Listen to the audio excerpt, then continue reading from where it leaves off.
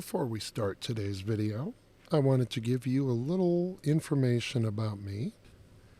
Years ago, I worked as a technician on TV and local news, and while I was there, I had access to a lot of equipment that I couldn't even dream of before that. Back then, we're talking about the late 90s and early 2000s, you would need quite a bit of equipment in order to be live from outside the station. If you wanted to be as far as 40 miles away from the station, you would require enough equipment to fill a van. If you wanted to go further away from the station than that, you would need a larger truck with a larger dish, and you would need to rent satellite time. A machine like that could cost about $500,000 to $750,000. These days, it's a lot less expensive than that, and you could be live from pretty much anywhere in the world. This is my portable TV studio. You're looking at the output right now on the program monitor. Inside, you'll find a 4-input camera switcher, a stream deck for hotkeys, HDMI switch, SSD for recording, an iPad for a separate control surface. This is the hdmi Pro. It has a 4-input camera switcher. It also records to SSD. The stream deck is for controlling shortcuts. Right now, this page is for stills and graphics. This page is for video playback. This page is for editing controls. Up here, you'll find power interrupts for every circuit. This one's for the internet router, the wireless HDMI, the stream deck, HyperDeck, which is a video playback unit, and one for the hdmi itself. This is the HDMI switching system. Every input has an SDI and HDMI input, with the exception of camera 3 and 4, which also have an input for the video playback, and camera 4 has the wireless HDMI input. The iPad right now is our audio control surface. It can also be a remote system for switching cameras and many other things. It's running a software called Mix Effect Pro. Underneath, you'll find a charging cord and another cord. This is for a telephone, so we can be live on the internet. It hooks to a 5G modem. There's also storage in there. The iPad locks down like this for travel. On the back, you'll find 4 mic or line level inputs, 4 HDMI inputs, 1 HDMI output, which is the program monitor, the 4 SDI inputs,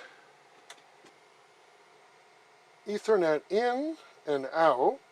There's also a switch for AC or DC operation. We can hook up to a 12-volt battery or the 120-volt input.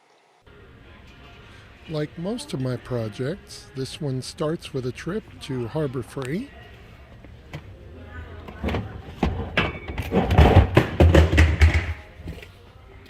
Oops.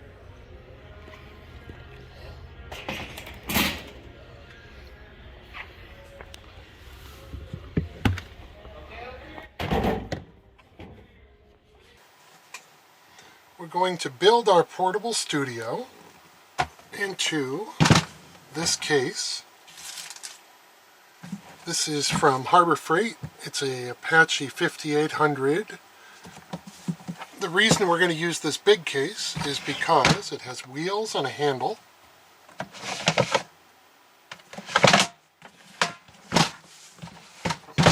It's a whole lot cheaper than a Pelican case. Inside there's plenty of room. We're going to be putting in a TV monitor. I believe it's a 22 inch. It may be 20. I'll figure that out. All the equipment is going to go in the bottom. First thing we're going to do is cut a hole in the back for the input and output jacks. On this studio we're going to have 4 HDMI ins, 4 SDI ins, 1 HDMI out, Ethernet in and Ethernet out, 4 microphones, a power switch, and this is a spare keystone for anything we want to put on the back later. Basically, these are all keystone plugs. It's going to go right about here. Well, we're going to measure it, then we'll cut. The outputs are going to be right here on the back, basically right about there.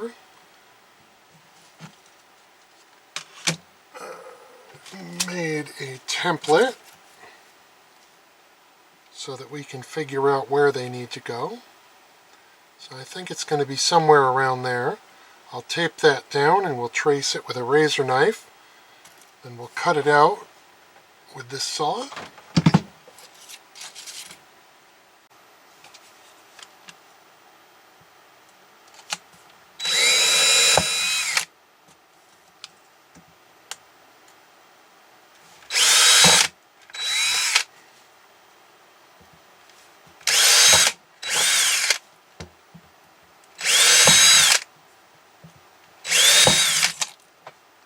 Okay.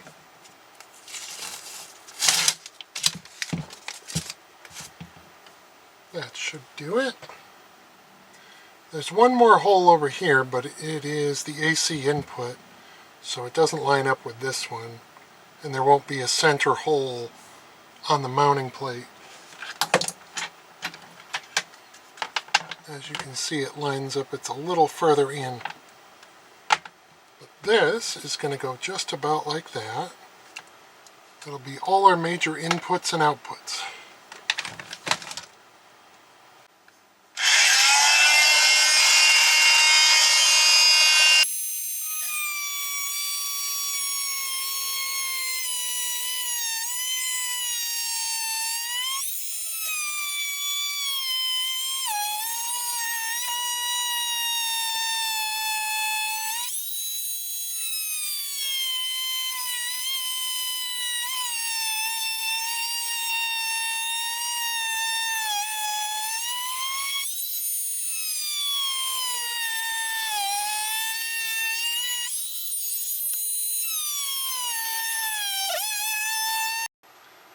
So this saw may be a little too much for this circuit.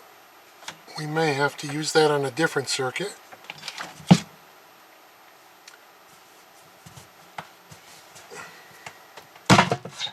There.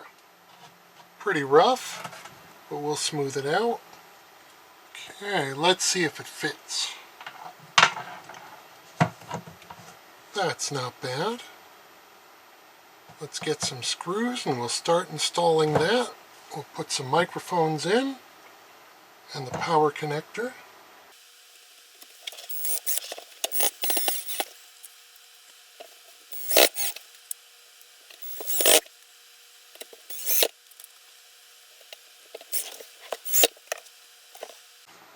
This is the power cord. I've removed the on-off switch. We're going to do something different with that in just a few minutes.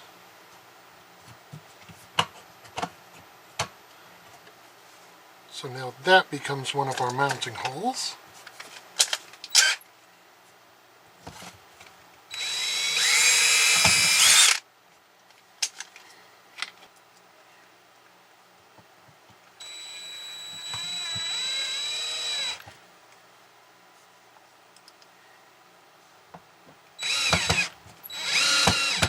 There.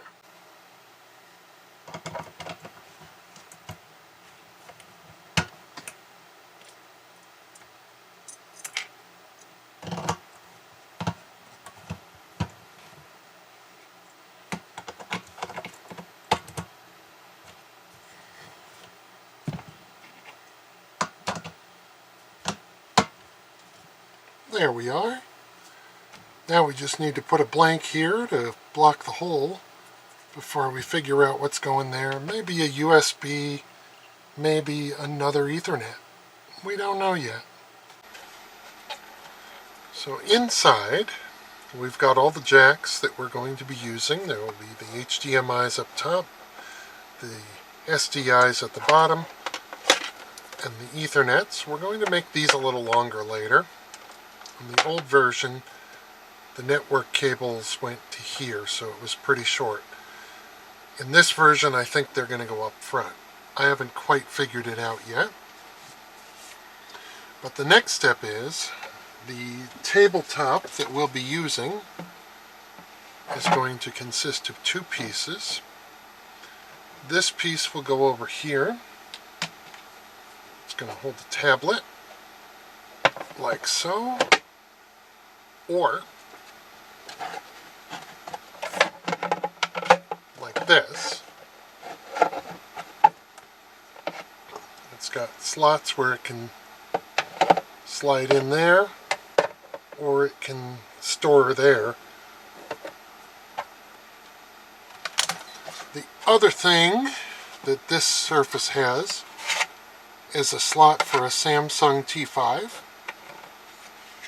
This will be our hard drive for recording. And we need to put this in so that this doesn't protrude above this level, because if it does, the monitor will be here and we don't want this to scratch the monitor. So we've got to figure out how high the table needs to be below the line, because I think the monitor might come out to the edge. At least in some places the power supply is pretty thick on the monitor and it may touch the back of the case. We'll figure that out with a little bit of measuring. So for this side of the desk, we need, well, it works out to be 20 millimeters roughly. So we're going to be using these little triangular standoffs. They're going to mount to the side of the case in different spots all the way around.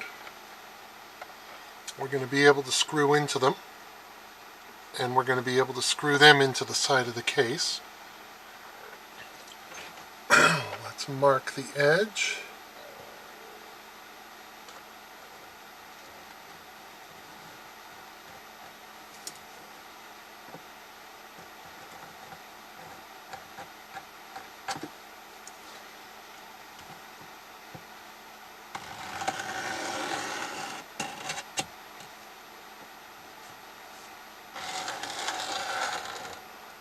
There we are.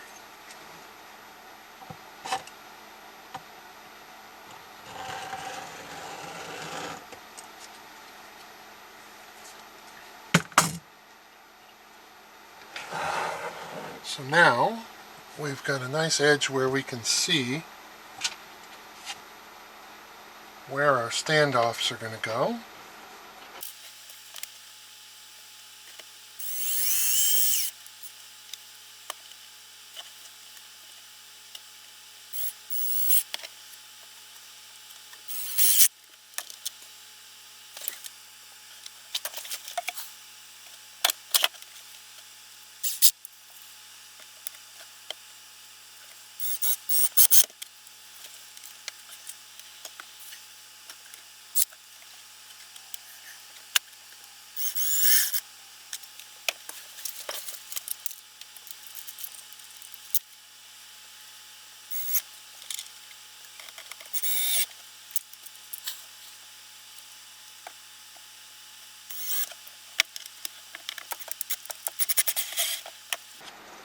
There.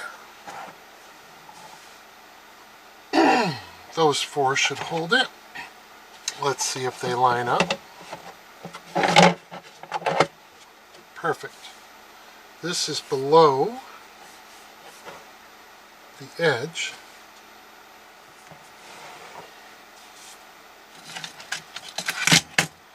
The next thing we're going to do is build a bracket to hold this table to this table. That's going to attach underneath like that. So the next table can lay on this table. This will be a little thicker than just the plastic itself.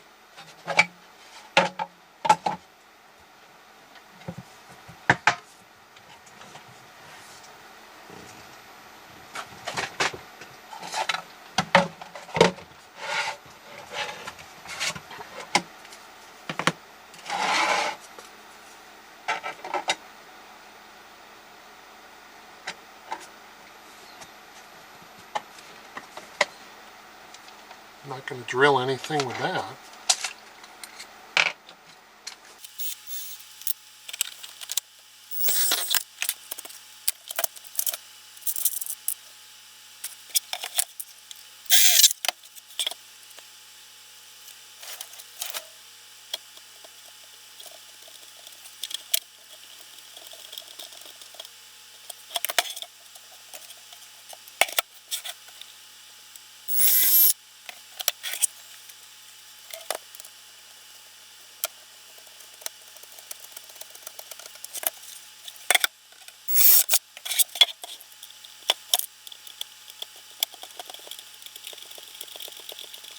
There.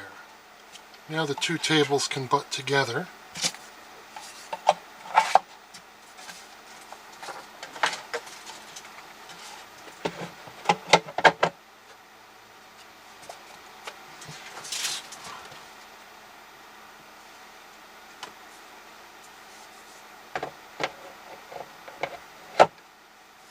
So now we have the dock for our iPad, which is also a storage compartment.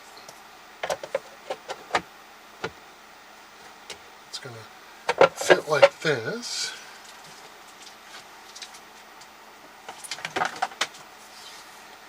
Then we'll have a charging cable coming up. I got a right angle charging cable. It's going to fit like this until you want to flip it up, and you grab it here in the corner, pull out about an inch or two, and then it's going to sit up like this so we can have our audio levels and our audio faders.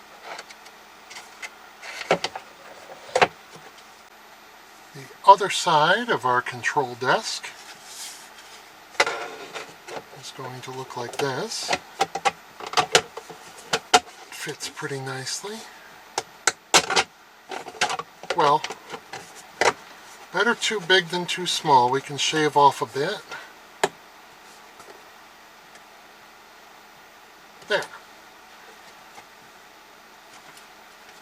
It's a pretty thin table, so there's room for the fans, so they can have plenty of ventilation. There's going to be a vent on this side of the case, and there'll be a fan on this side, maybe in one of the two sides rather than the bottom. But we'll have plenty of airflow going this way. The ATEM will fit like that. And the other thing we're going to have is the Stream Deck. I've removed the case from the Stream Deck. It just needs a USB. That's going to plug into a Raspberry Pi later.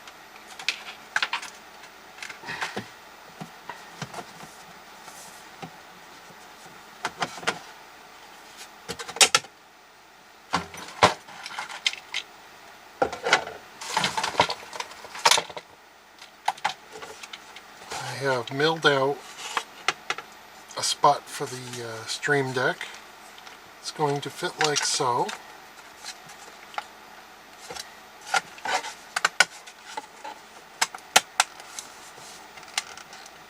A little dab of hot glue on each corner should hold it, or we can build a little bracket that holds it on there. And on the other side, looks pretty good. These are going to be our shortcuts as well as macro buttons. They're going to be for stills, video playback, and anything else we can imagine We're going to be using Companion to run this instead of the stock Stream Deck software.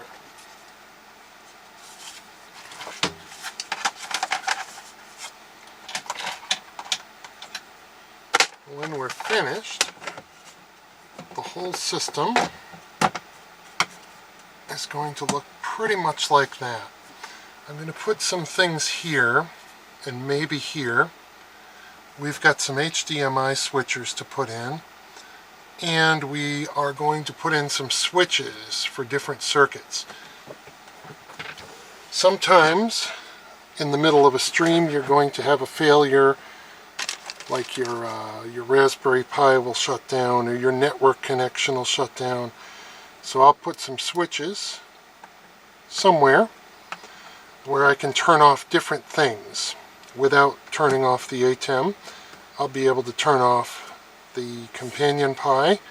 I'll be able to turn off the Playout B.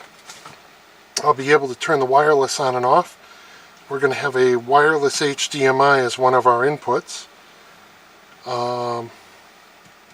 So it'll be good to have a little more control over each circuit without turning the whole thing off. This is a 10 amp Meanwell 12 volt power supply. It's going to go right about there. This is our SDI to HDMI converters. I've got them taped together. There's going to be one more, but it hasn't arrived from the store yet. My old system only needed 3. This system will need 4, so they're going to go right about here, give or take. These are some HDMI switches I made up. Each one has 3 inputs and 1 output. They go to these 3 lights, and these 2 bare wires are going to be a button to switch inputs. These will be camera 3 and 4, and they're going to go right about here, I think. Just not sure how well, I suppose, I'm not sure yet, because I'd like to get some more airflow for this. Maybe a vent on this side, or yeah, maybe a vent here. Not sure. It sits pretty close to the ground, but I think I could design a vent for that. The HDMIs from these, on this side, are going to come out and around and go into, well, camera 3 to the bottom one, camera 4 to the top one. Camera 2 is going to go to another one that we haven't installed yet, and likewise with camera 1. But those are only going to be 2 inputs each instead of the 3 input. We're going to run some coaxial line from here to here. So maybe this can go closer, and we can use some real short HDMIs here. That might work. Not completely sure. We'll find out. After that, we have our Ethernet router. This is a gigabit 5-port. I'm thinking it's going to go on this wall or this wall. Then again, probably not there.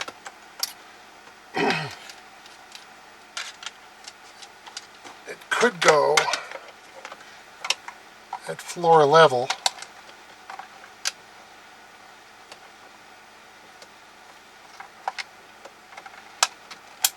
That one would go there. It could go here at floor level. We'll leave a couple of, about an inch for breathing. That's a bad idea. It's blocking the HDMIs. That won't work. So it's probably going to go over here on the wall.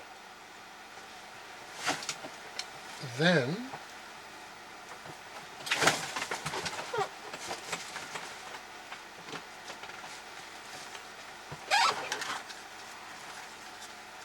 we have our travel router. This has 2 ports of its own and an uplink port going to the wired internet. So that will be wired to there. These two, one of those two, will go to here. This can also connect the whole system to an existing Wi-Fi or a USB modem, which is how we're going to be using it most times. I'll just hook my phone into there. It also generates an internal Wi-Fi. So we'll have a local Wi-Fi for the iPad and any other peripherals. And then it'll connect to the building Wi-Fi if needed. I wouldn't suggest that. I would rather use a cable if possible. We'll mount that, well, maybe somewhere in this area. Although the port should face up. Maybe I'll remove the antennas and mount them somewhere else. I'm not sure if they get a good signal like this, or if they would rather be like this. We'll find out. So maybe that'll go there. I'll probably be using some of these short HDMIs. This will be camera 3 and 4. This will be a program out so that we can use an external monitor for either program or for the multi-view. So far, this is looking like the layout. The SDIs will probably be wired like this to input 2 of both switchers and the 3rd and 4th switcher that I haven't installed yet. I'm still working out how to extend the buttons and lights on the other 2 switchers. These I did a couple of months ago. As far as power goes, we have a 12-volt supply. We're going to need to branch that supply to all the different circuits. And we also have a 5-volt regulator that we're going to be installing. That will power all the USB-based things, like these. The 2 Raspberry Pis are also USB powered, so we're going to need quite a bit of amperage on the USB. It's also going to run all these. These are USB powered, these, this, and this. So we'll need a couple of different circuits, but I'm thinking the USB is going to run up to switches up here, where it will branch off to everything so that if the internet's giving us trouble, we'll be able to switch it off and back on without turning everything else off. That way, if you've got anything saved in the ATEM, you won't lose it. I've modified the power supply so that we have these 2 attached. This is going to be 12 volts, 5 volts, and ground. We're going to join a couple of terminals together.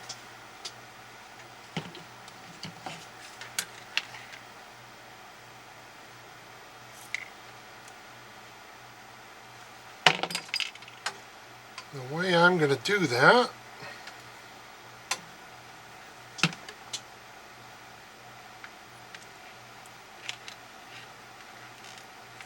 is by crimping the wires and making some pigtails.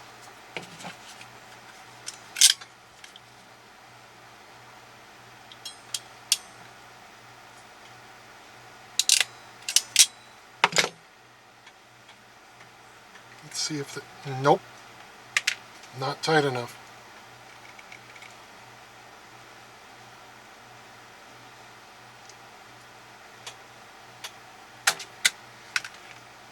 Let's twist them together.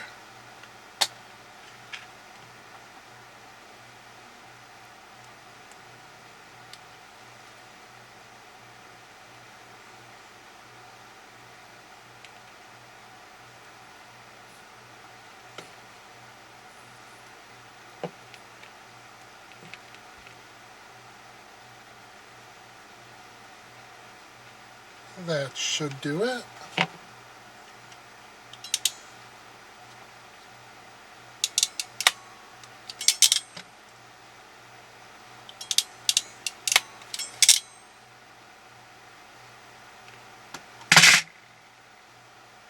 Much better.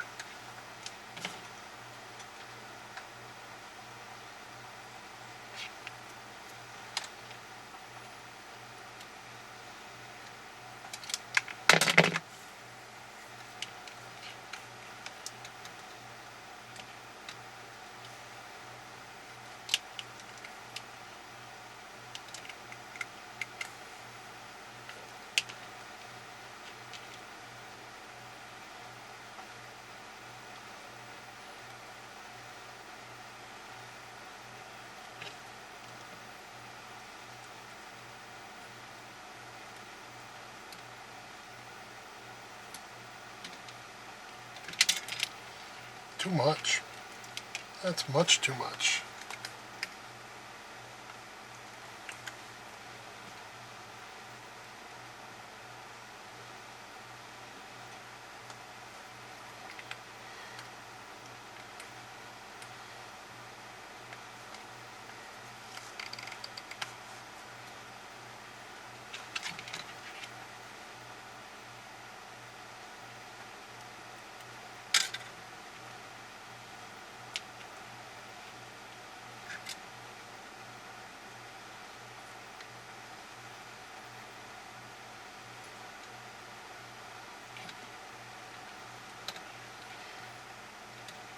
They do make terminal blocks to connect these together, but I don't know where to buy them.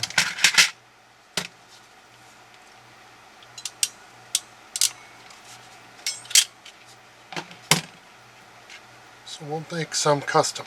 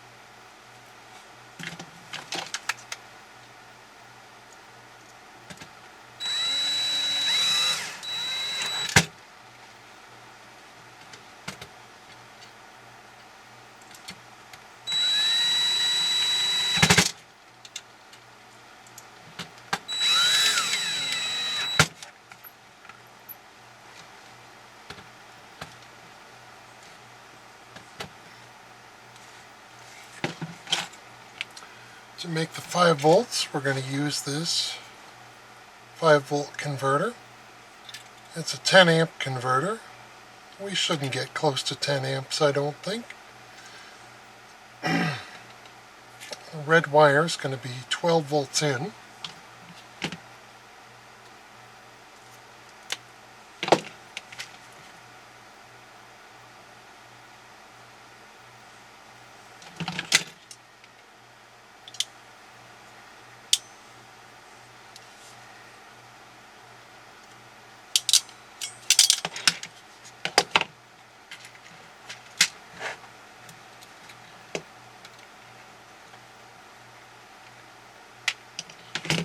Oh, that's in the way.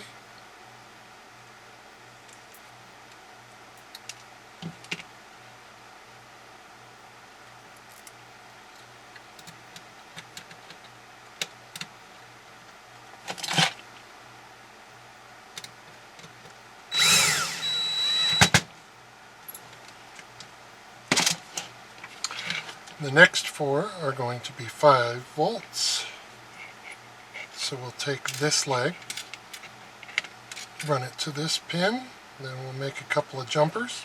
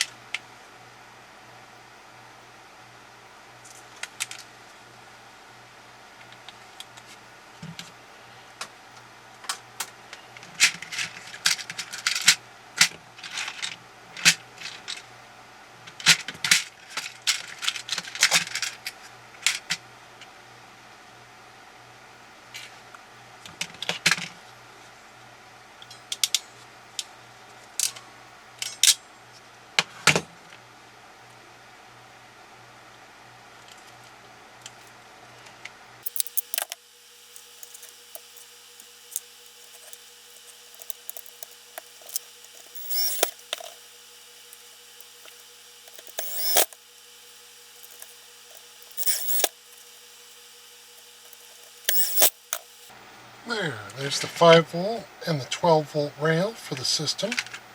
We just need to run the grounds and we're done. So now I have the grounds, the 5s, and the 12s hooked up. We just need to run these power and ground wires into the terminals of the power supply.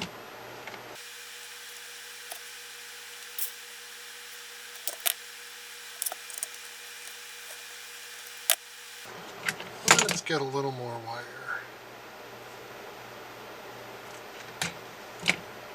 That's better.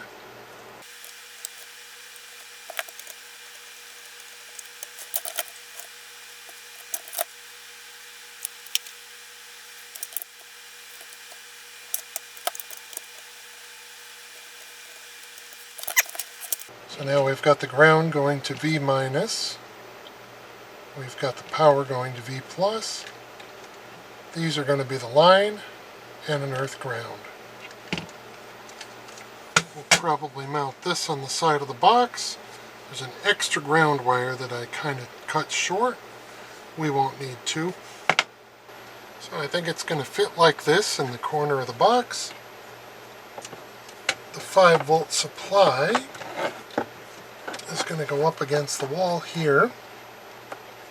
We'll put a vent inlet here to let air flow over the power supply. Possibly a fan on this side. It would be certainly easy enough to plug it in. So now we got the power supply in and the regulator.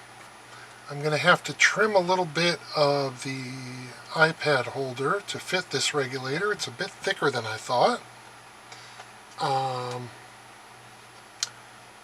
Next step is to wire the mains.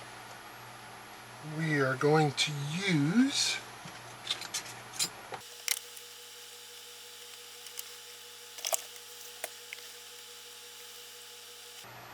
there we go. There's the ground. This next one will be the neutral. Beautiful. This top one's the live.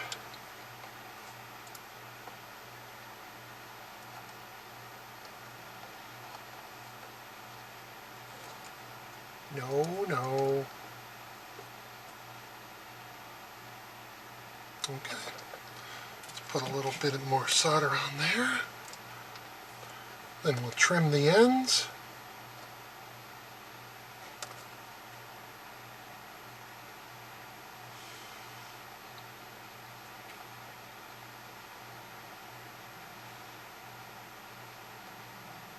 There we go. Perfect.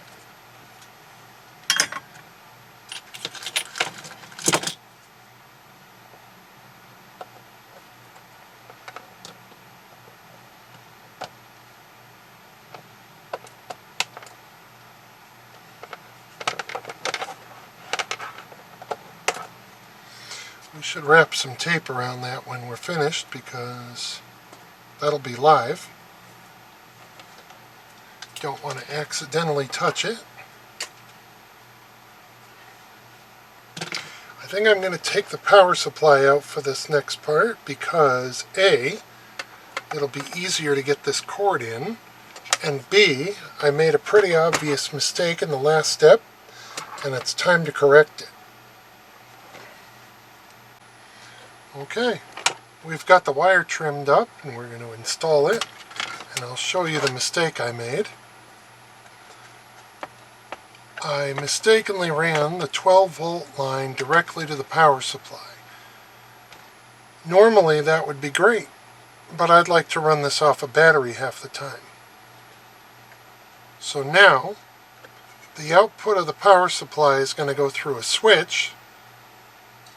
The 12-volt line is going to come in from the batteries, and it will be able to switch from power supply or batteries. So this wire needs to be a little bit longer than that.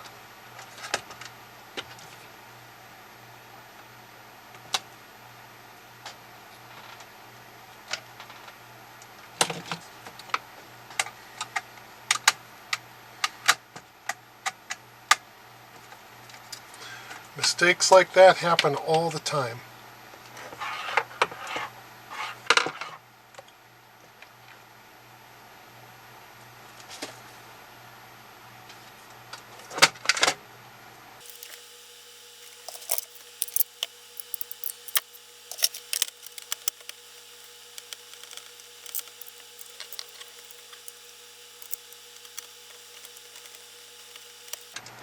That's better. Now the 12-volt line is a lot longer. We're going to cut it off right about here. We'll do a similar line going into the power supply. Going into the V+.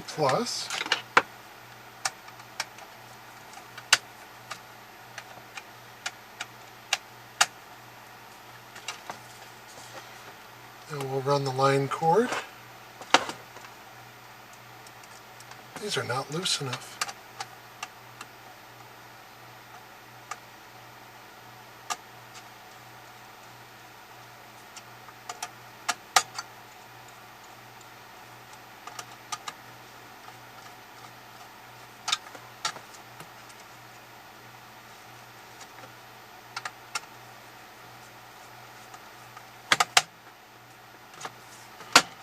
let's see which one's hot and which one's neutral.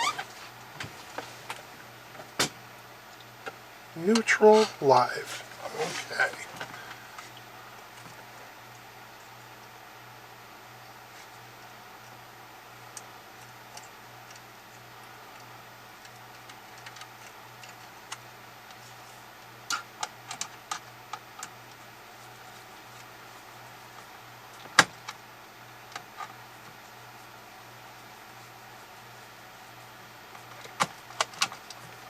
Okay, so now the power supply is complete.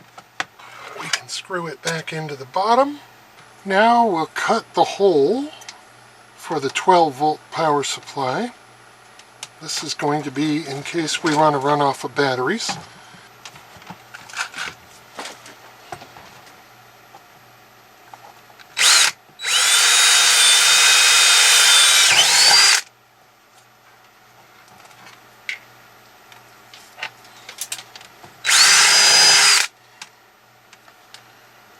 I don't think this bit is nearly big enough.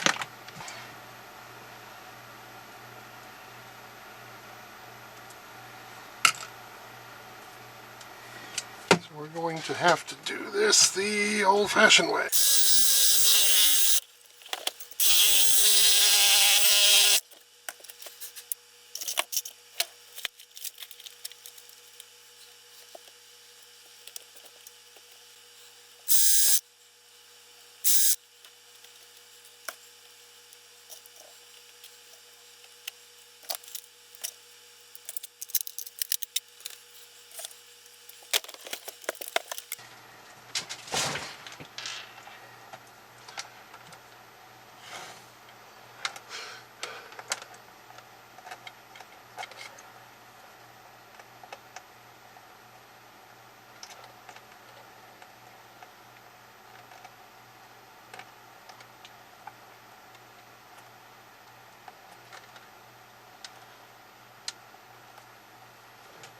There we are. Hard to see it through here, but it's going to look pretty good when it's done.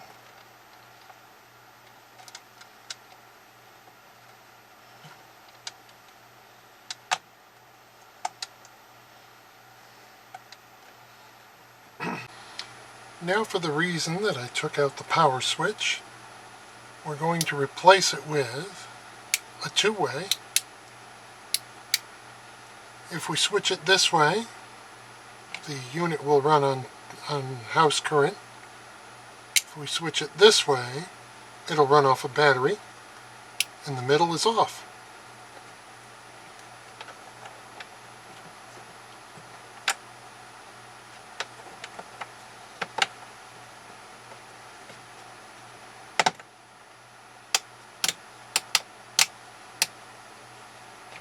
So we'll take the line from the power supply. It's going to go over to this pin.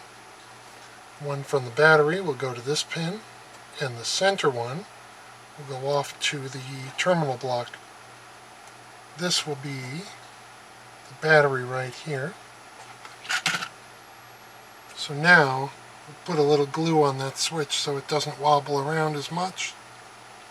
Then we'll tie these wires up, and we're just about done with the power supply section. This is the monitor we'll be using. It's a 21-inch VGA. It's actually got HDMI as well, so we'll be using the HDMI input.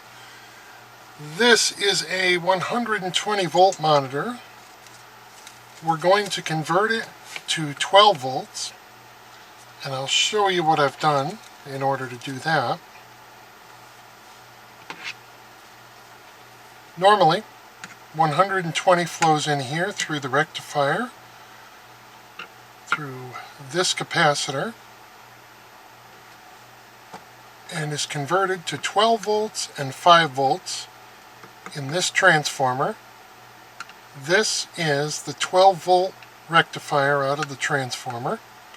It actually makes 15, but it'll run on 12. This diode makes 5 volts to run the main board. What we've done is we've put in some jumper wires. This one is 5 volts and it runs to the underside of this diode. This 12 volt line runs to the underside of that diode. This one's ground. If we power up these 3 wires, this monitor will work fine on battery power. The monitor has been removed from its case, which has been replaced by a 3D printed frame.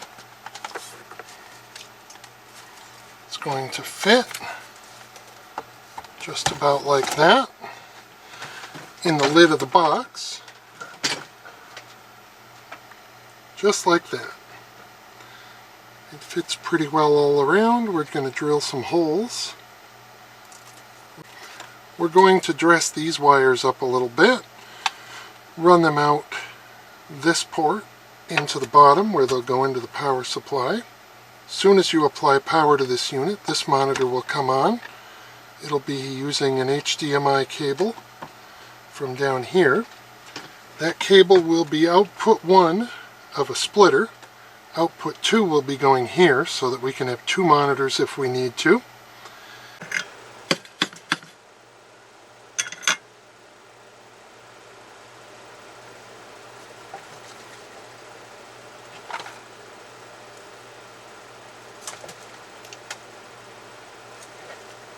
We will use this wire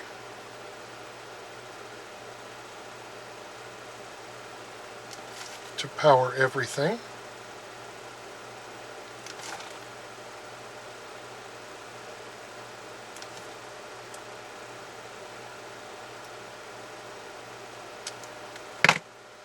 We'll have a spare white wire. Don't know what we'll do with that yet, but something in the future.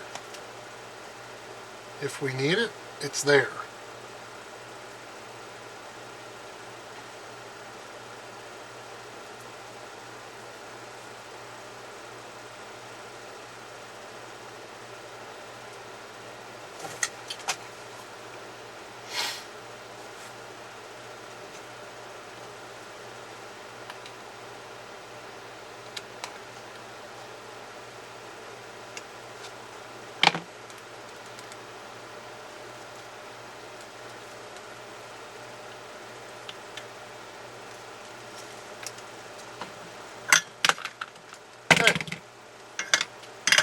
Not ready for you yet.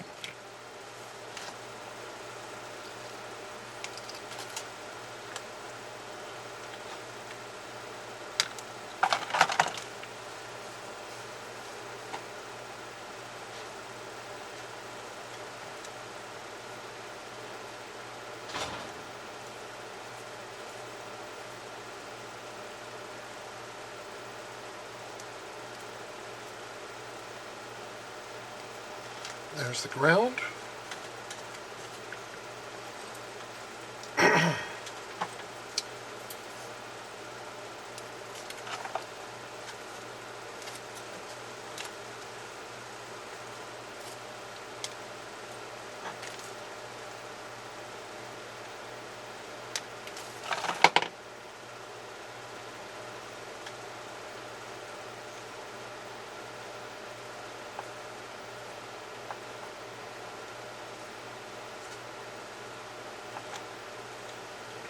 We'll use the personal computer pin out. Black for ground, red is 5, yellow is 12. That'll be a good way to remember.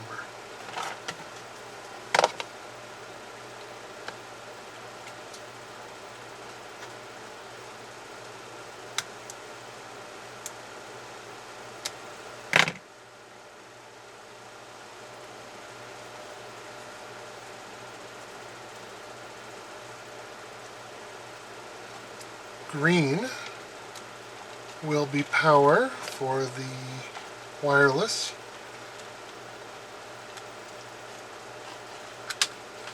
Let's get these untangled. Oh wow.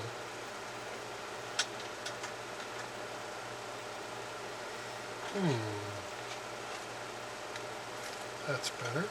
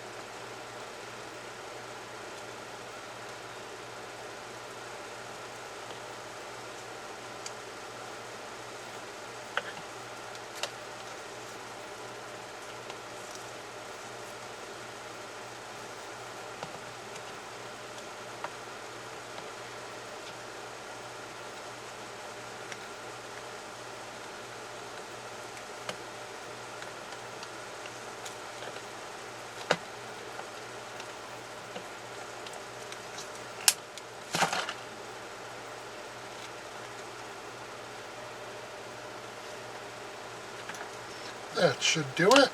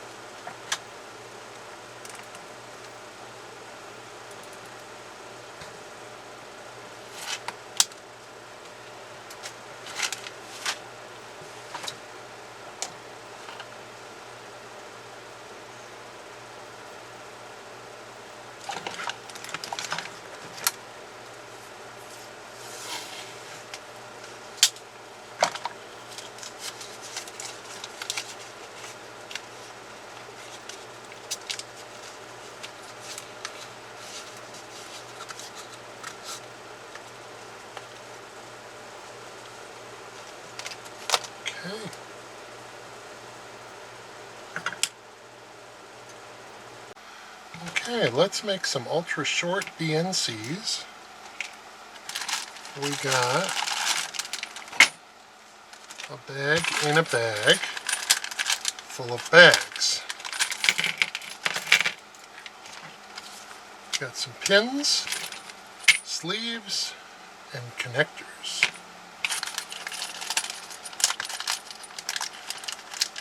Before I forget a step, I'm going to put the sleeves over the wires.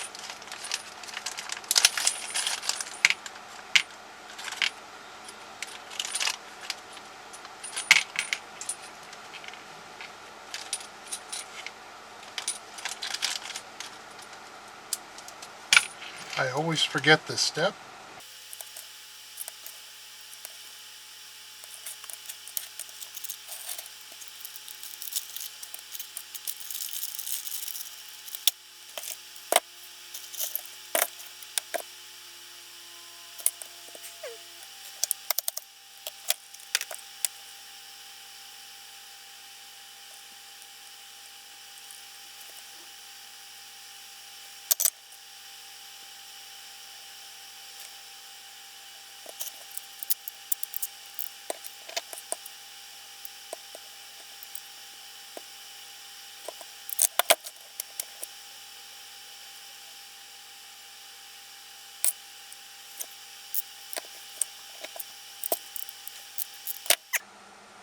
It ain't pretty, but it'll work.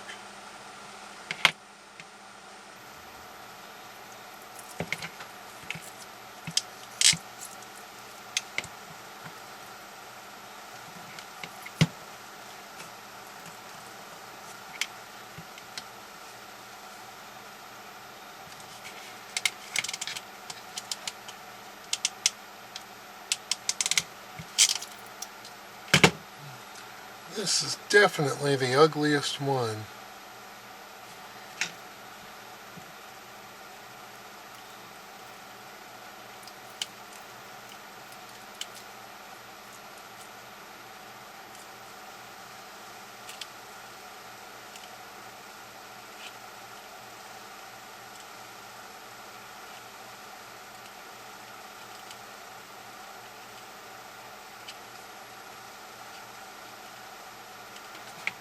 There.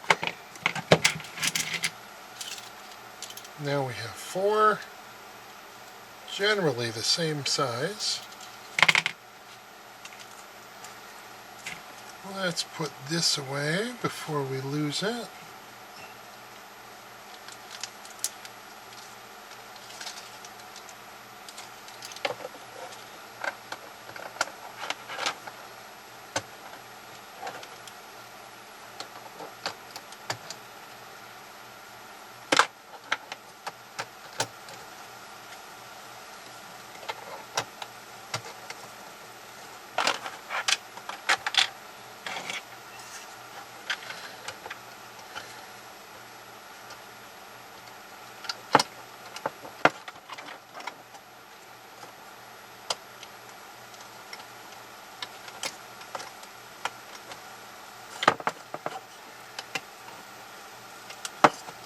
Okay. Receiver 1 is coming tomorrow, so we'll have all 4. But for now, let's see, do we want to bend these wires and leave these down? Or do we want to raise these up? Not sure yet. Okay, with the monitor sitting in the case, it's actually pretty back heavy right now because there's no equipment up front. So if I let it, it will tilt back. So we've got all the wires. Let's hook them into the power supply and see how it works.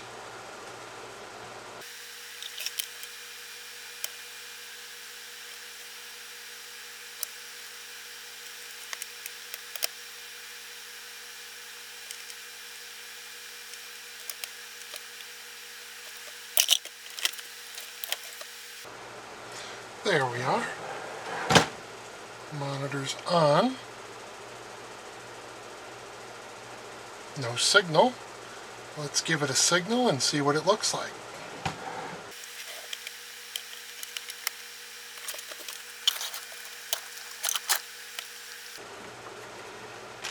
This Chromecast should do the trick.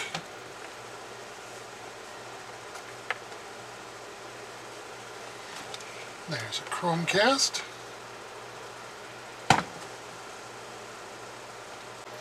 Okay. We've got all the keys in for the HDMI switchers. This is camera 1, 2, 3, and 4.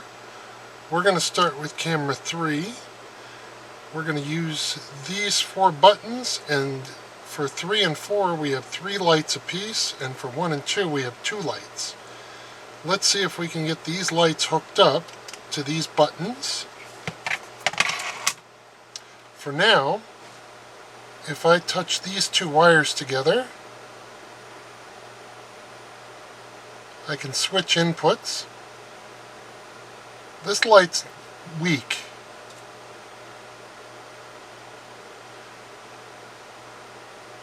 So you really can't see it lit up so well. Once we switch it to these lights, it'll be better. So this will be our camera 3 bus. Let's hook the wires up first.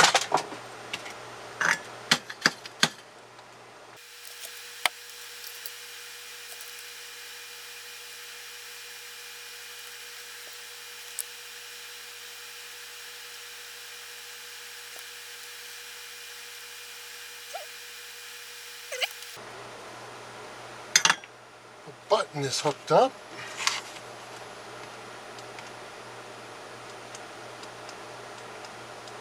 We can switch the lights. Let's see how the lights are hooked up.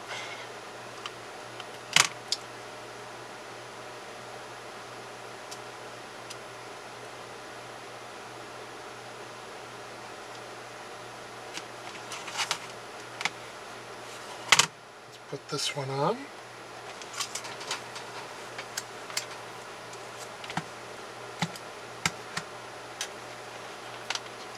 We go across this light, it looks like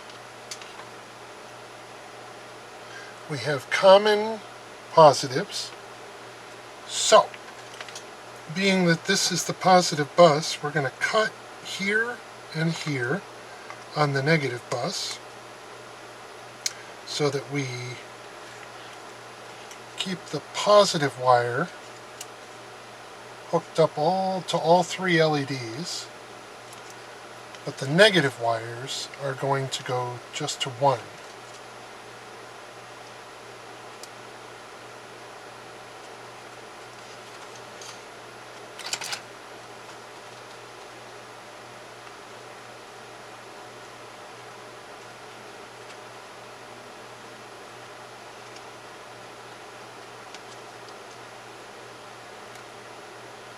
Okay, those are the 3 negatives.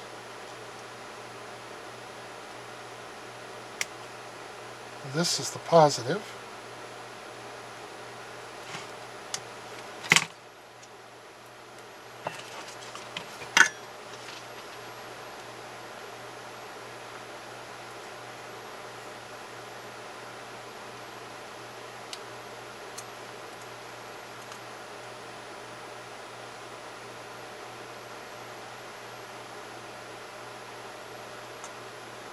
Okay. Now we need to take a razor knife and cut the foil between the 3 LEDs so that they don't all light up at once.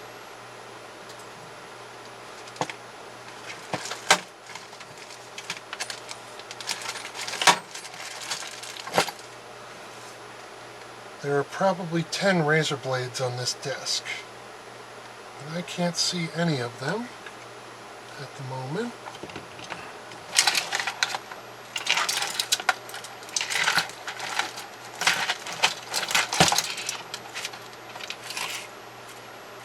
There's one hiding. It's always reassuring when a razor blade is hiding somewhere.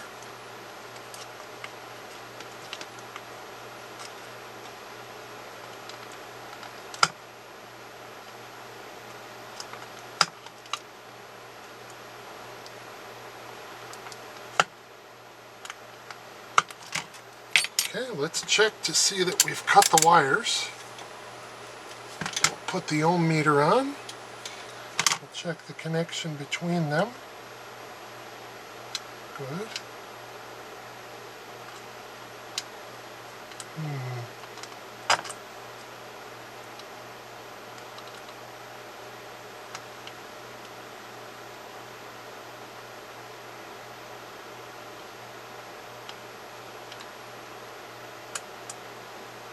Okay.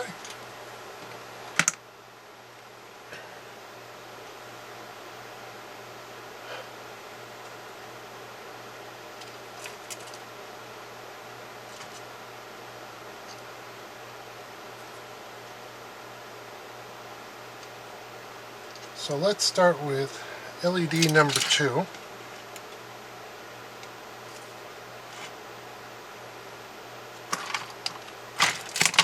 We know that this wire is the center.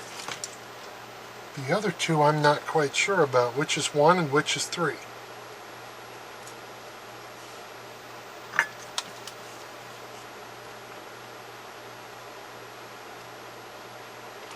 First we need to see if these lights can be lit up by this HDMI switch.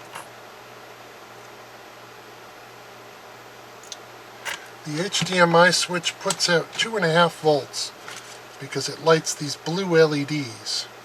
A white LED is similar to a blue LED in voltage because it technically is a blue LED that's doped to look a little more red and a little more green.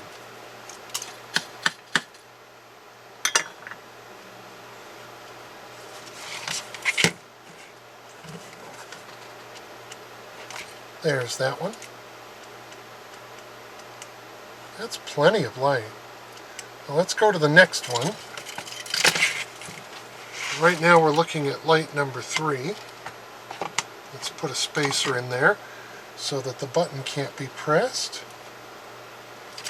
We'll find out which of these is light number 3.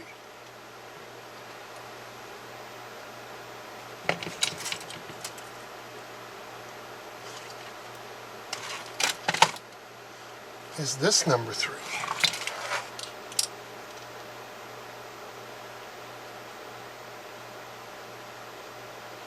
Very lucky.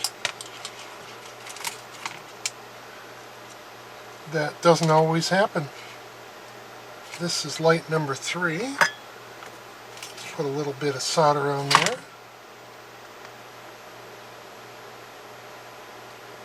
We'll do up number 1 too. I stole these LEDs out of $4 flashlights. The kind of flashlight that has 3 lights in the front that shine forward and a fluorescent style that shines to the side. So we'll make this bottom light number 3.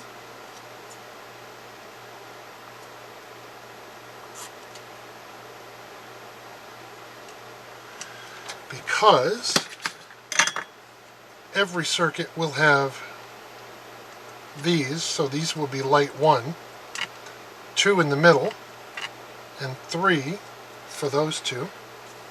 These two will only have 1 and 2.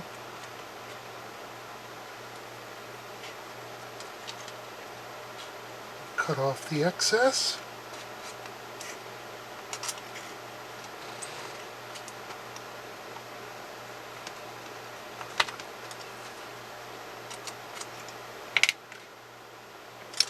And by process of elimination, this is LED number 1. It's a little bit mixed up.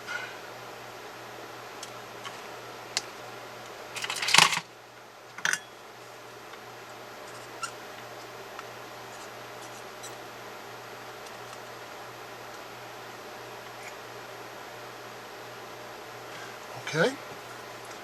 Let's try all 3.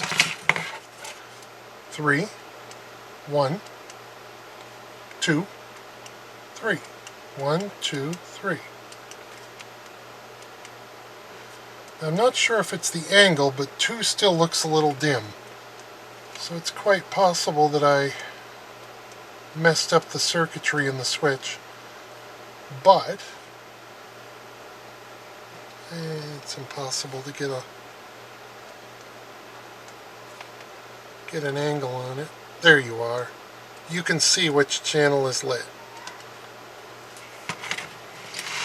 Now we'll do camera 4 to match camera 3. We're going to put a wiring tie down on these so they can't tear out.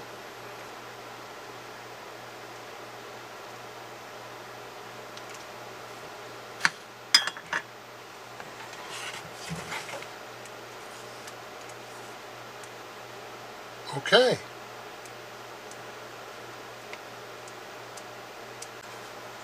These are the camera 1 and 2 switchers. I have 2 like this. They're going to go to these channels. We're going to use these green lights. Hopefully they will have enough power to run the white ones. I think green ones are closer to 3 or 4 volts. We'll find out. I don't remember my LED voltages.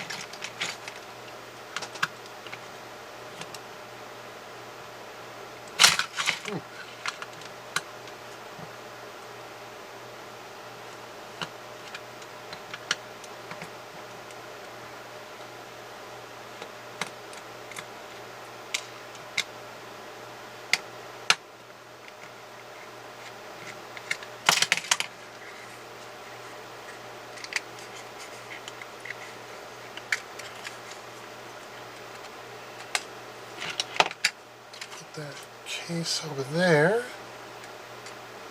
Probably going to want to put that back on when we're done. For the 1 and 2 we'll be using gray wire. We should make it about the same distance, just so that it's more uniform.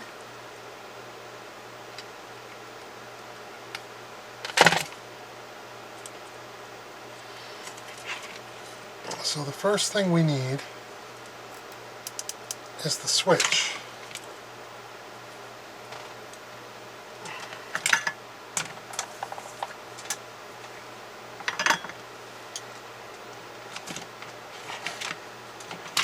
I need a little refresher on these switches. Do they go this way?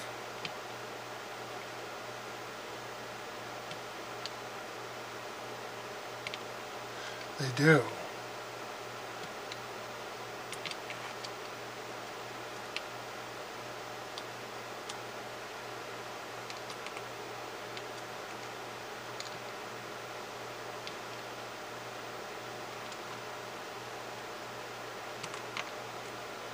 They go across.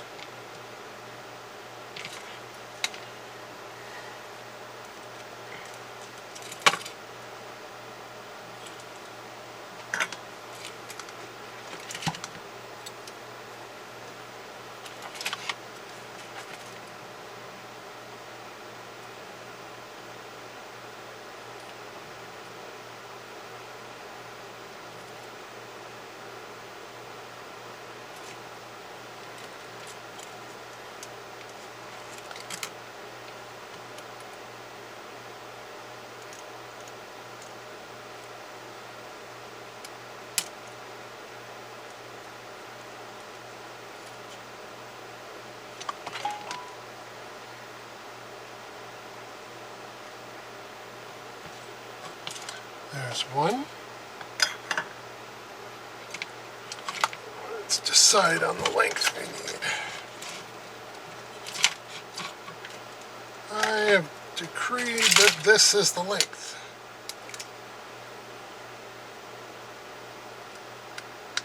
All other wires will be the same.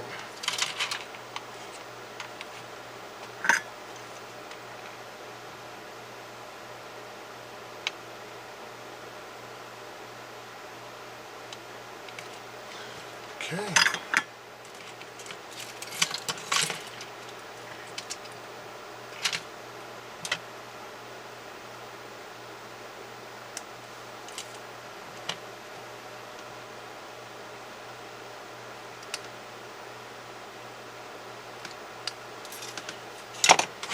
We'll do input 2 first, because I feel like working backwards.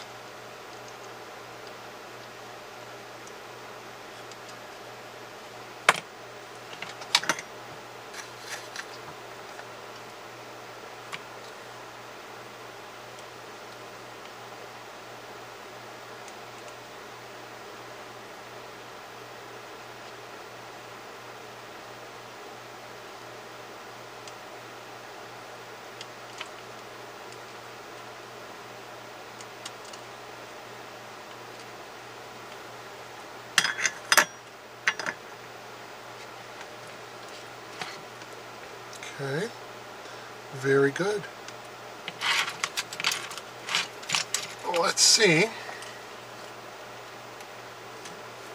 if we can cheat on this one. It's quite possible there's a common wire between the LEDs and the button. Now I know these two LEDs are using the same connector. No. Aha!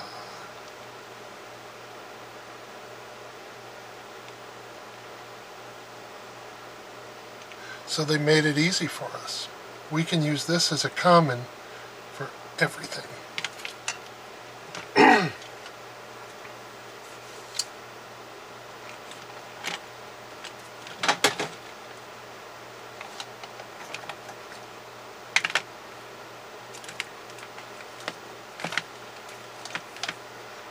This HDMI hub is bus powered.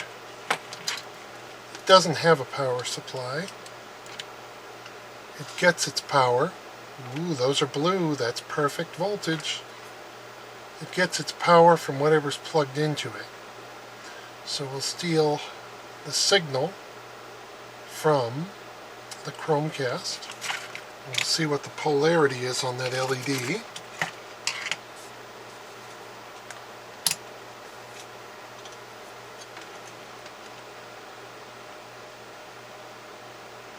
Okay, ground.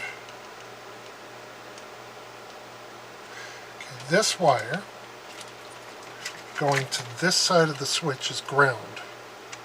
So we have separate anodes on this one.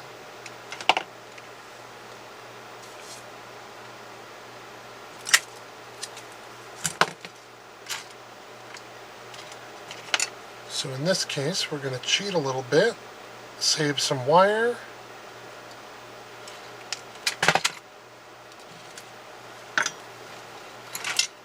And ground the LEDs to the button.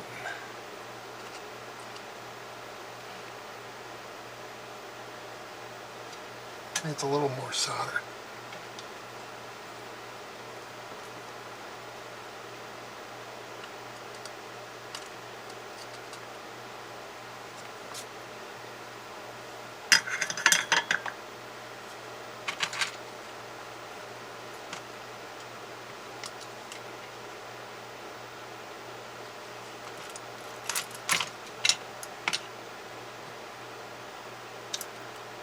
This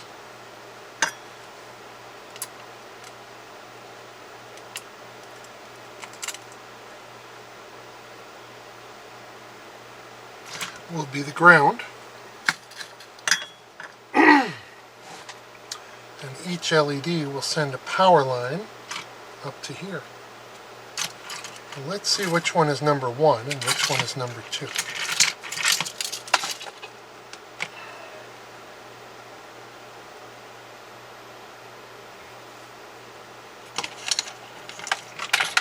There's our cheat sheet. The one that's lit is actually number 1. So we'll run power from there to the top LED.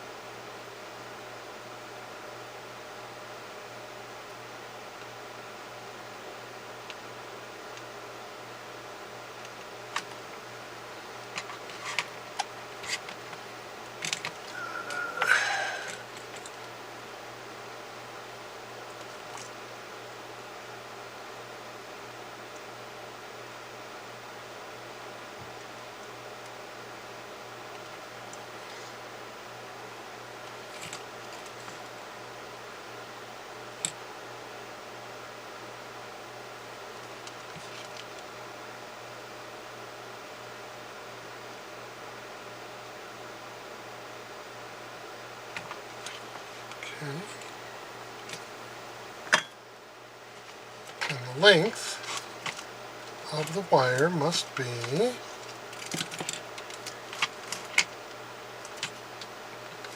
right here.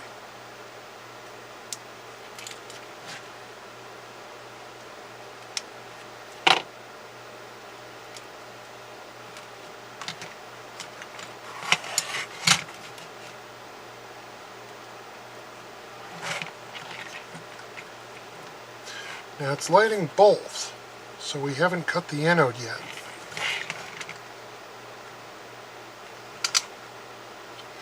But let's connect it and then we'll cut it.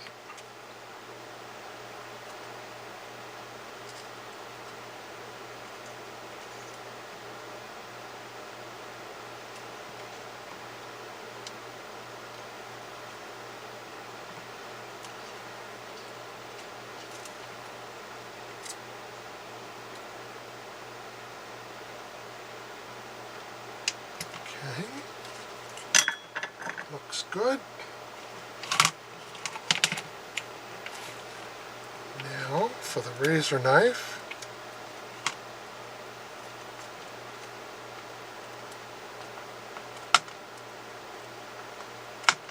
If we're correct, only the top light should be lit. That is correct, and it's much brighter now too. Let's do the bottom LED and we're done.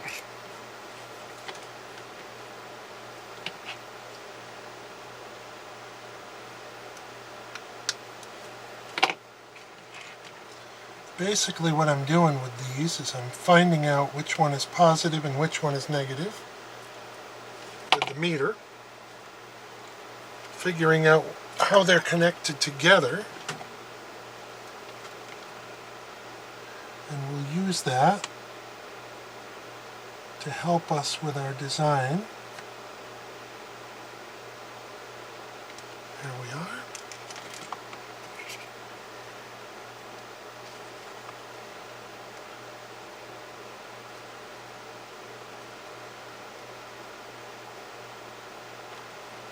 Let me give you a better view.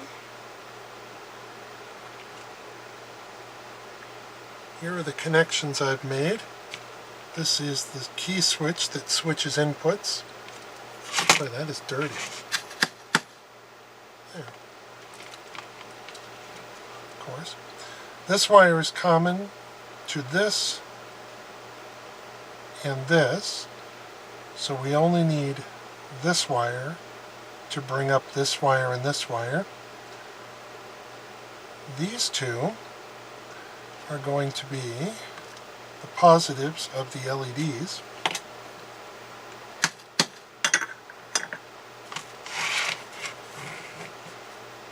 The other thing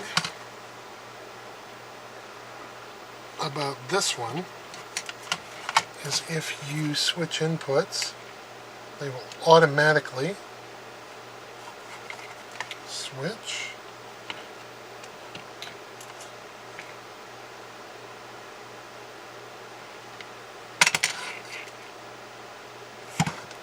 You know, I just made a pretty dumb mistake. Did you catch it?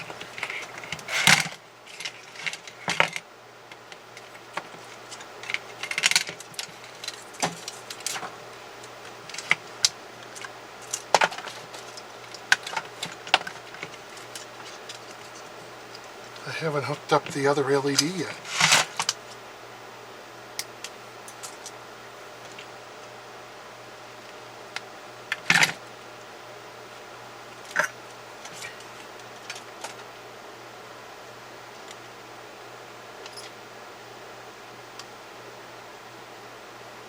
There it is.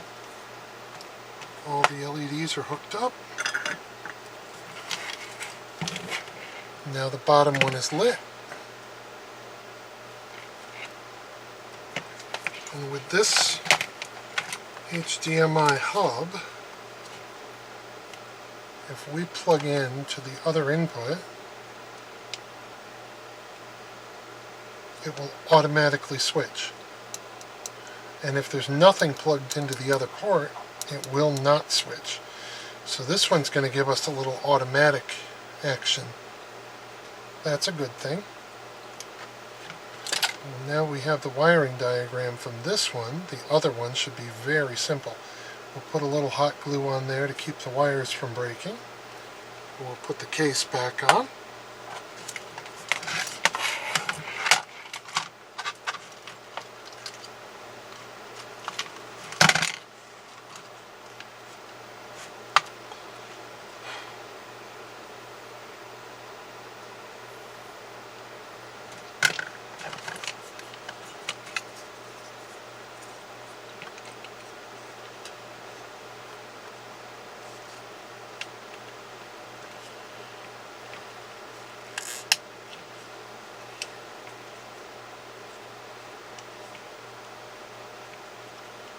Find a little spot on the side where we can run these out.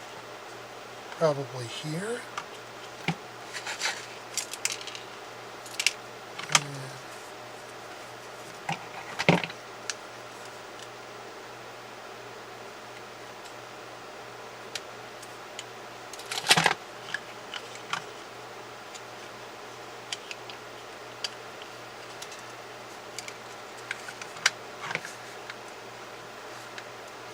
I'm not going to bore you with the hot gluing portion.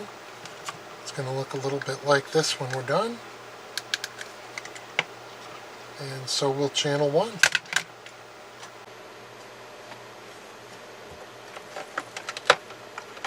Now that we've got the monitor in, we've got the cables on. Let's put in the SDI adapters. These take in SDI and 5 volts, and they send out HDMI. These are good to up to 1080p. I built this little carriage for them.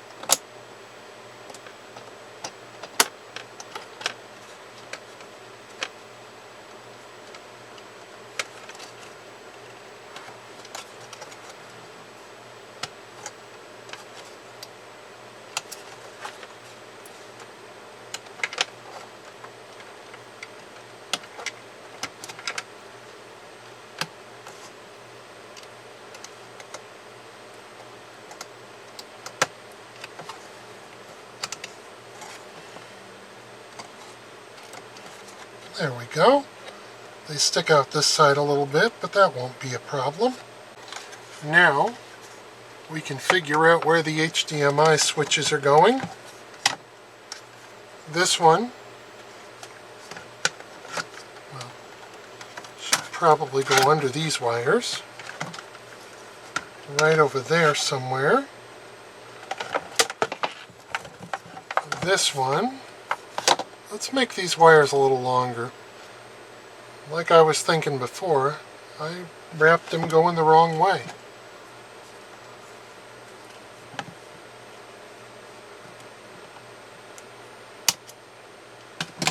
Not a problem. So I'm thinking this one should go here. These two can probably go right on top and have plenty of room. We'll put them over this side so we have plenty of room for wires to come in. That should do it. Now I think I'm going to either glue them down or tape them down. Either way should work, but that will mean all our HDMIs will be over here. Let's see if they can handle the cornering. Let's pretend that we've got HDMI for camera 1 here. Let's send that into camera 1, HDMI here.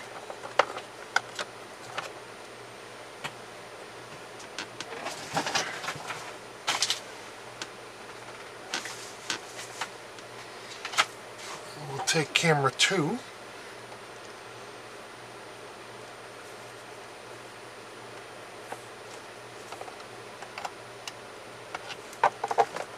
Send it into camera 2, which is just below.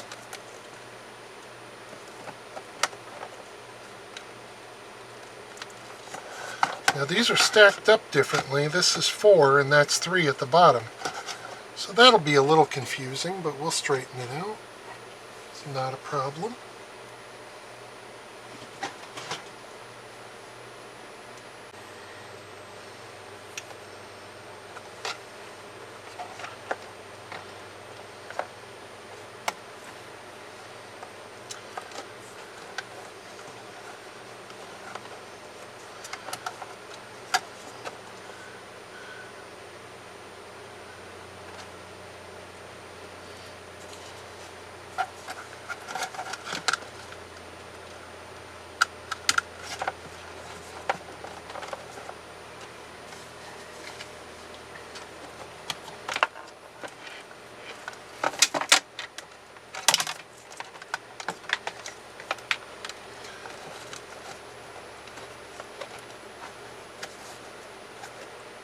So it looks like these should be pushed back a little bit to give some room. We could also curl these up to give a little more room. Push them over this way a bit. We need one more for camera 4, which is going to go there. And then all the input ones will be SDI. Input 2s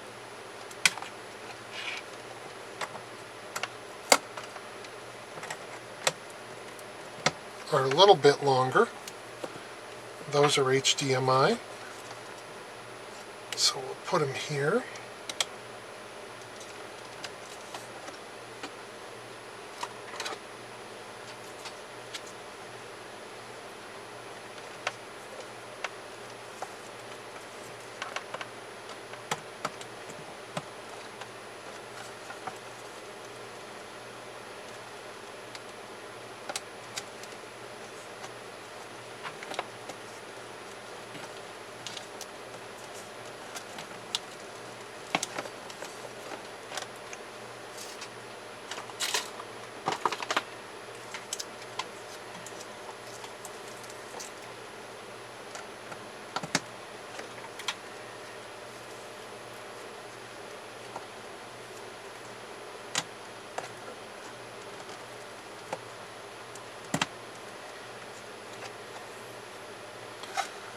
Three is on the bottom.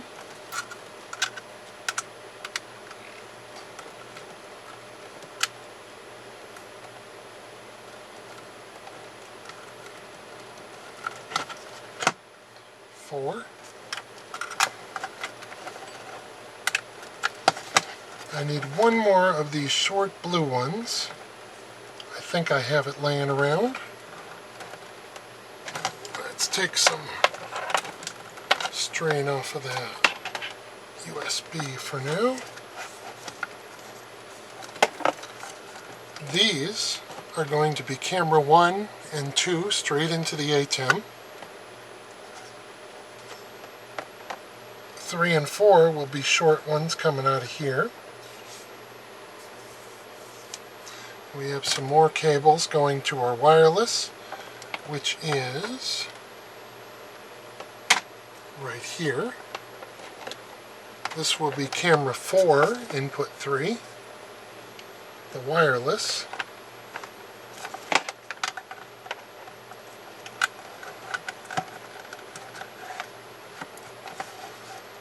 And camera 3, input 3, is going to be a Raspberry Pi. We'll figure out where that goes and then work on that little by little.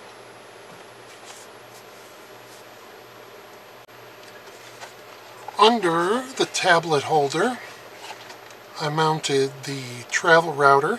This is going to get us our 5G modem in combination with a router built into the box so that we can have a DHCP source here, which will give addresses to anything in the box that doesn't already have an address. Most everything in the box is going to have an IP address built in. Just in case it doesn't, like the iPad, this will hand one out. It's got an uplink port here, which is going to go to this port. That will go to any internet outside here. This will go to one of these ports for an internal internet. Like if we wanted to hook a laptop up to the internal network, we could do it here. This is going to give us Wi-Fi as well, a local Wi-Fi. We'll be able to turn this on and off. If we don't want a router, we can hook into the home network through this port, and this will just be a hub, or a switch really.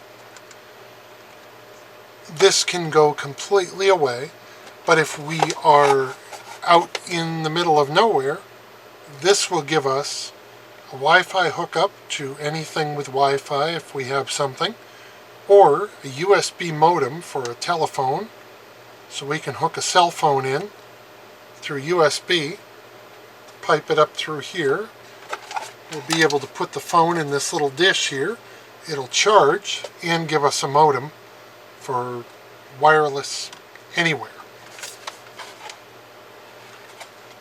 This will be wired directly to 5 volts. This will be wired to one of our interrupt switches, so we'll be able to turn the router on and off. If it crashes, we'll be able to go off and back on and reboot it. If we don't need it, we can leave it off. These are our 2 Raspberry Pi 4s. One of them is going to run Companion, which is software for the Stream Deck. The other one is actually a video playback unit called a Playout B, and it will be sending video through HDMI into the switcher through camera 3, so we'll be able to have pre-recorded video to play back. That attaches directly to the ATEM through the network, and it will allow us to run video using ATEM macros.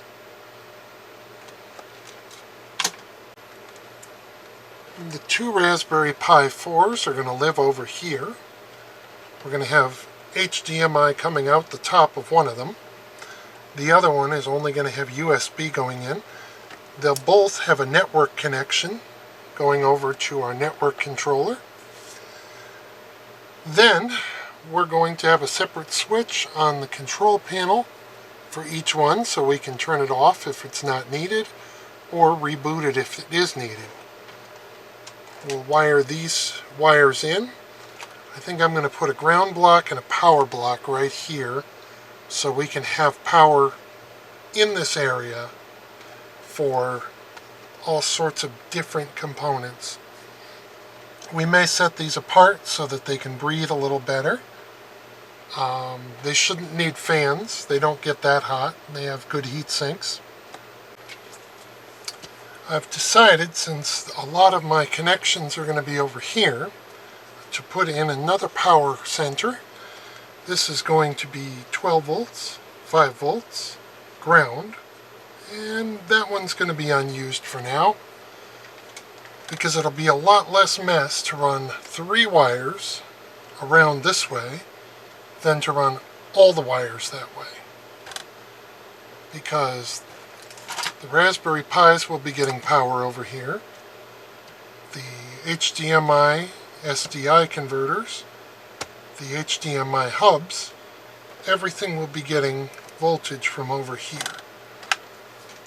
This may be a little overkill for the way I've redesigned it, but we'll figure it out.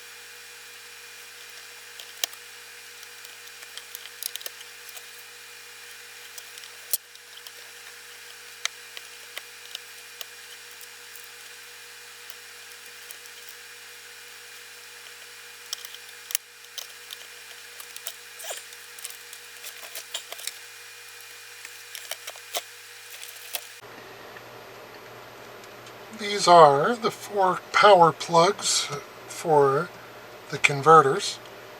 They're all 5 volts. I'm going to wire them together into one cord.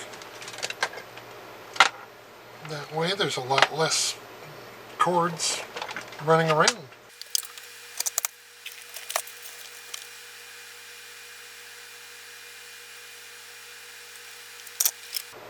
That should help.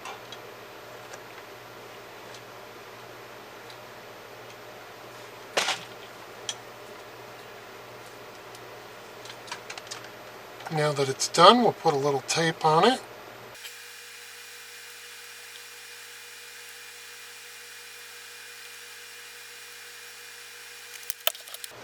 Much better. Now, we're going to make a bundle of all the small 5-volt wires, connect them to one terminal, and all the small grounds and connect them to the other terminal. This is the monitor cord. It's much too long, so we'll shorten it a bit. We want the monitor cord about this long, I think.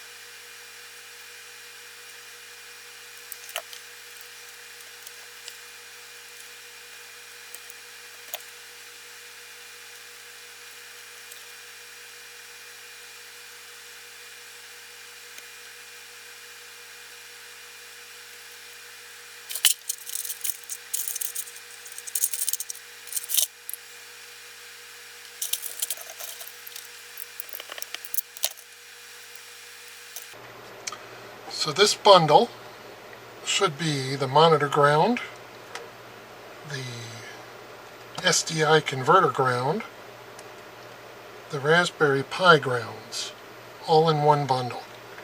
Now, we'll do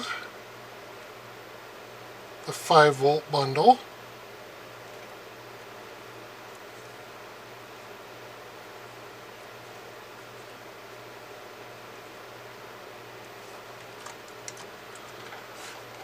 These two are going to go to switches, so we don't connect those to the bundle. Let's find a separate hot lead for all our 5 volts. We've got a long enough one right here.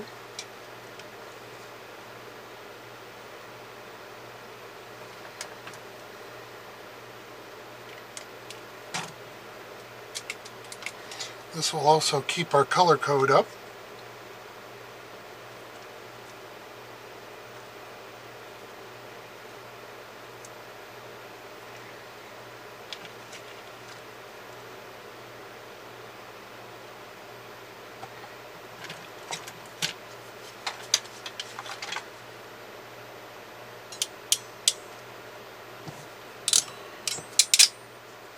Okay.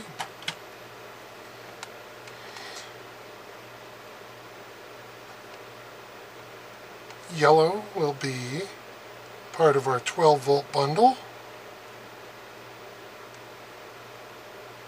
When we're ready to do that. And green is our wireless HDMI receiver up in the monitor.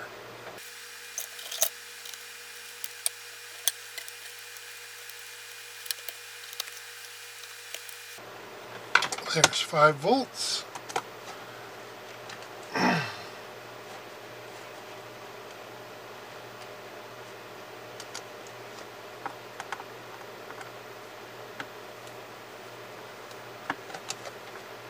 Ground.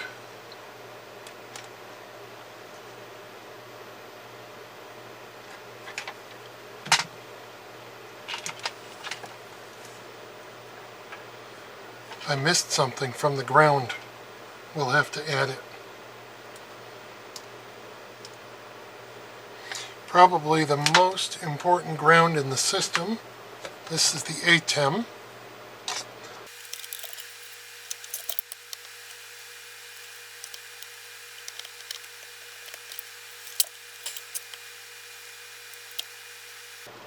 The ATEM power line will be going up to one of these switches. We'll make it the first one, since it's the most important part. It'll be switch number 1.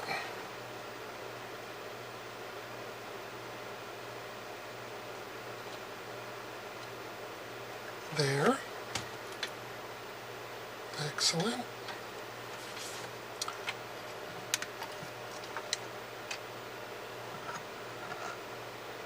Let's give you a better view.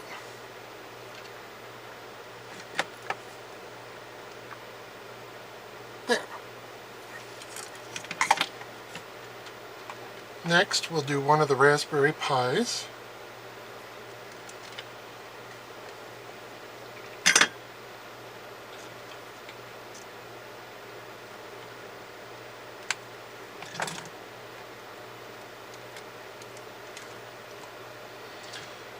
Let's see. What do we need switches for? The ATEM, the wireless, Raspberry Pi 1, Raspberry Pi 2, and the network.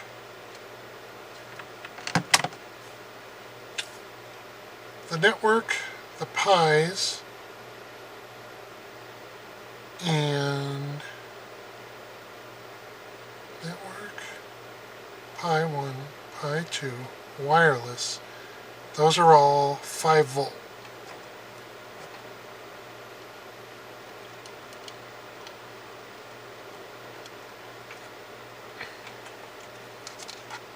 So we'll run this 5 volt line to all 4 of those switches, and a 12 volt line to this switch, and then we'll terminate our 12 volt mains over here.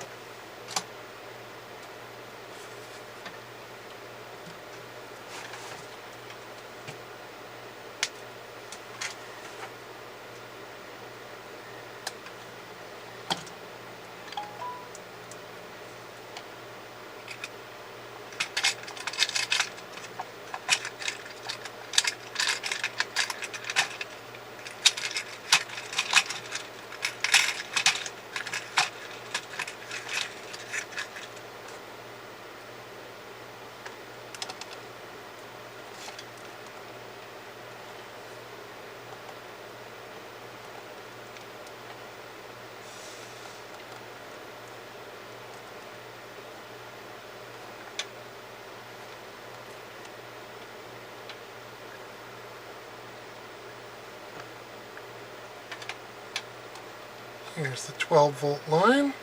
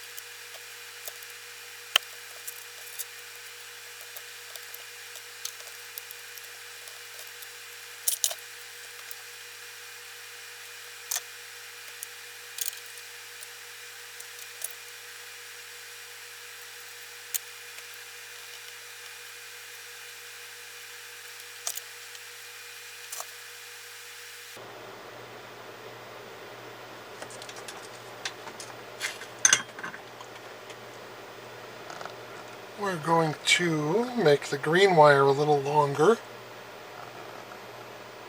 That way we can run it up to the switches.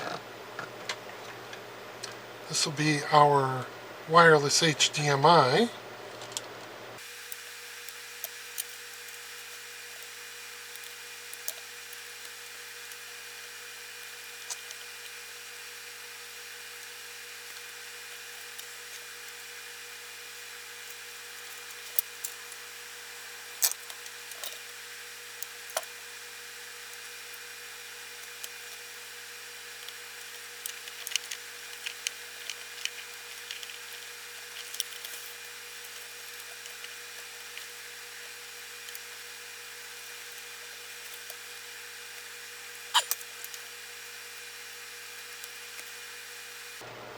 There we are.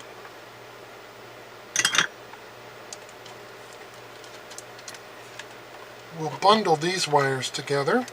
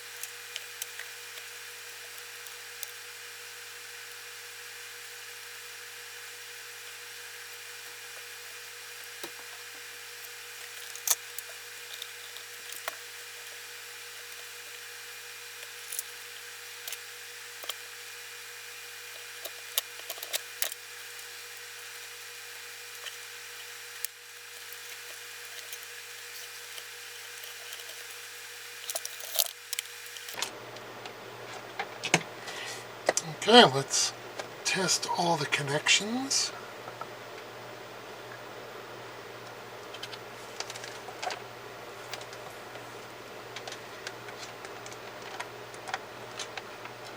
$12 volts, 15, that's perfect. 5.1, ground.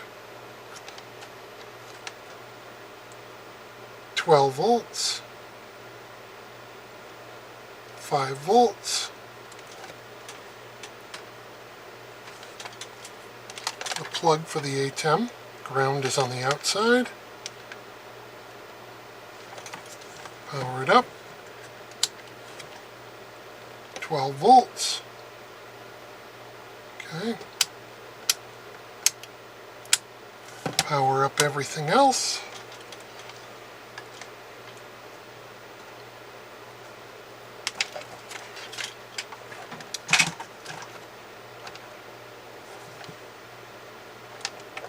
The SDI converters are working.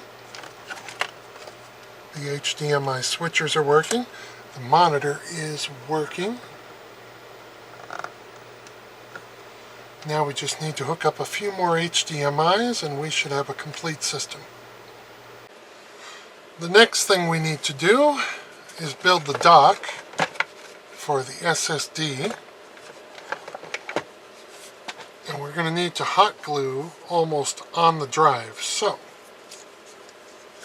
we'll cover up the drive with some painter's tape. Don't want hot glue to get inside. We'll cut out the USB port. There we are. Plug in the USB-C. Put the drive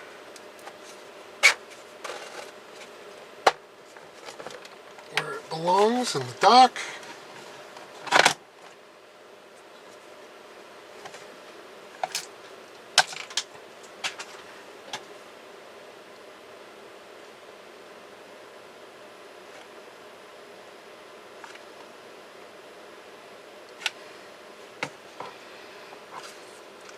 We'll let a little bit of hot glue get down in there. When we're done, we'll be able to pull the drive out and the plug will stay put. Now that it's dry, we should be able to pull out the drive.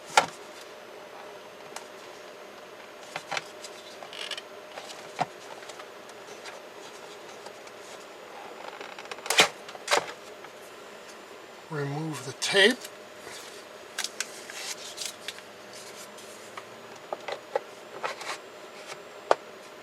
Now we can put the drive in when we want to use it. Let's find out. I'm curious. It only fits one way because the port is off center. done. We've also wired some of the Ethernet. This one goes to the hdmi. These two are going to the Raspberry Pis. This is 5 volts to the hub. This is 5 volts to the router, going through a switch. So if you look, this blue switch over here turns the router on and off so that we can use just the hub and hook into an existing network. Okay.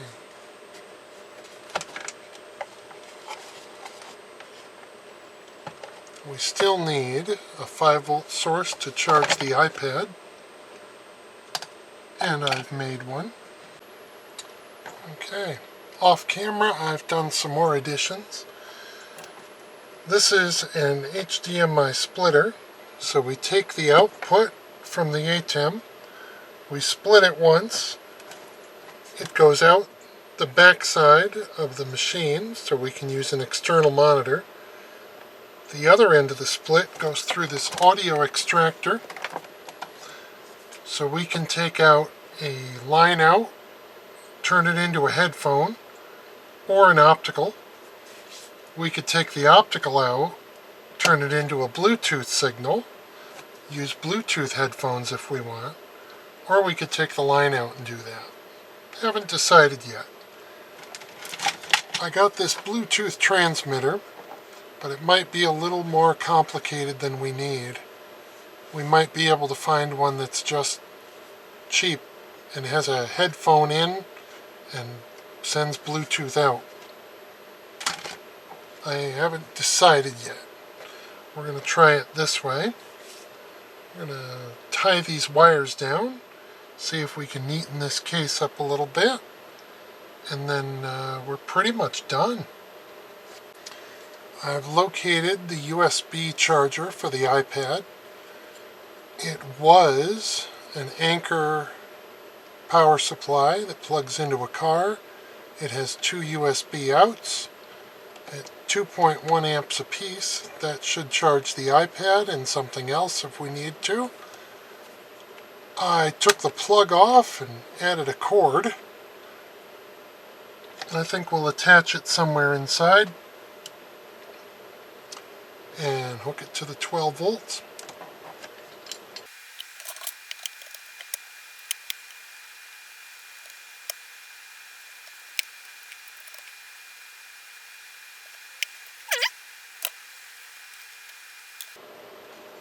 The iPad charges through this cord.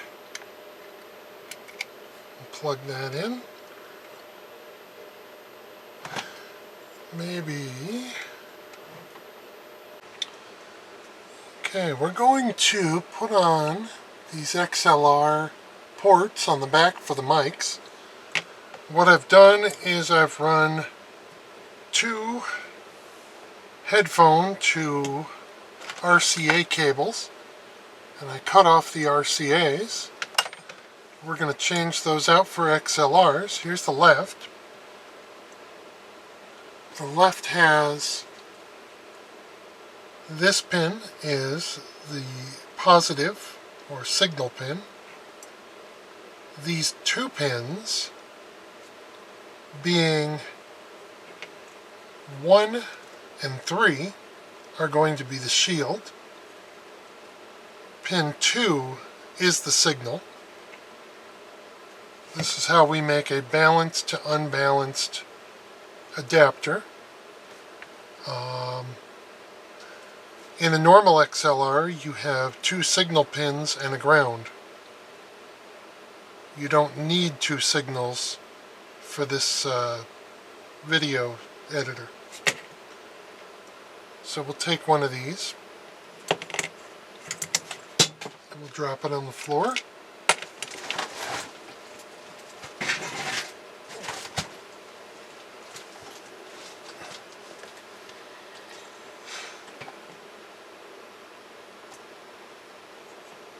And then we'll take the red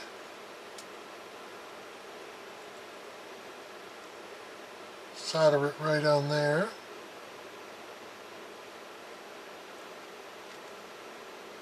Which is completely backwards. We're going to solder it here.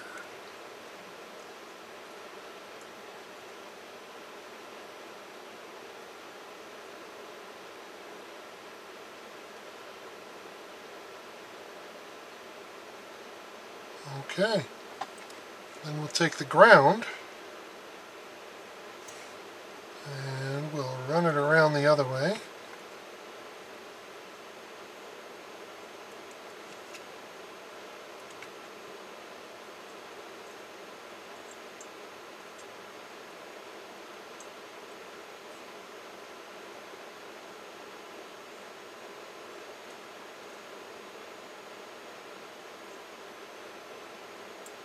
Okay, let's add some new solder to that.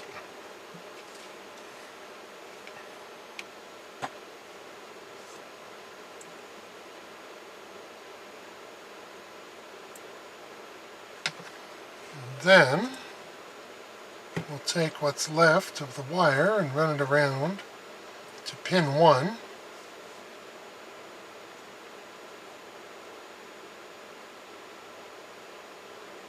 We'll tack it on there.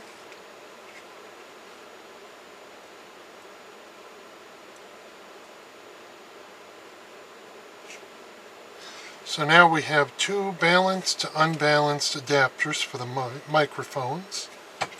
We're going to do 2 more in a minute, then we'll have all 4 done. The way they're going to be wired is they are, well, in the hdmi Mini, they are